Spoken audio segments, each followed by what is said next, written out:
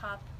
And one of the causes can be herbicide damage. That's the more likely cause or the more common cause.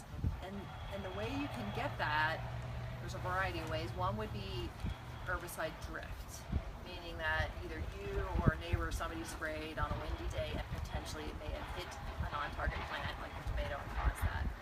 Another way that we see herbicide damage on vegetable garden plants in particular is through herbicide residue carryover, which if you're adding any kind of manures or compost to your vegetable garden to enrich the soil and you don't know the source of the manure or compost, if it was like horse manure or cow manure, the herbicide residue comes from the herbicide application to the pasture. When the pastures are being managed for weed, there's a really popular herbicide used in pasture management.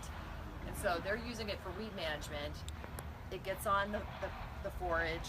The animal eats it, it goes through the animal, doesn't harm the animals, comes out the other end and actually remains in the compost for up to 3 years or more. Wow. People take it, they put it on their garden. This is what happens on their garden plants. Oh.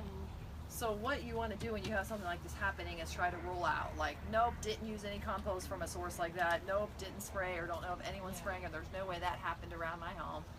So then you might default to the other thing that can cause this, which would be a virus that is carried by a leafhopper. And so there's leafhoppers that'll land, infect the plant with a virus, and then you can get some of this distortion as well. And unfortunately, there's no way to manage for that. And so if it were just one tomato and I've got like 4 in a row, I mean, you think it might be more... Are they the same varieties, or are they different? No, they're all different. That's probably why, because some might be resistant to that virus. Okay. When you buy your tomato plants, and sometimes they'll list like which virus Right. or whatever they're resistant to. So that's the possibility there that may have caused that. There's a lot of lawn nearby too, and I'm sure a ton of our neighbors use weed. I don't know if that's residual, they can sneak under a sidewalk and translocate the rest of that plant, or probably. Yeah, it's so probably drift.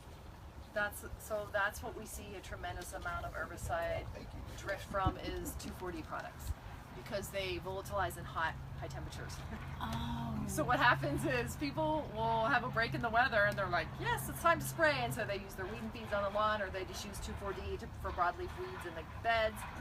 Anything above about 85 degrees, case in point, we've had really hot temperatures, it just goes up and gases off and it just shifts and hit non-target plants. We see a ton of 2,4-D herbicide damage here because of our heat. And it actually is you even see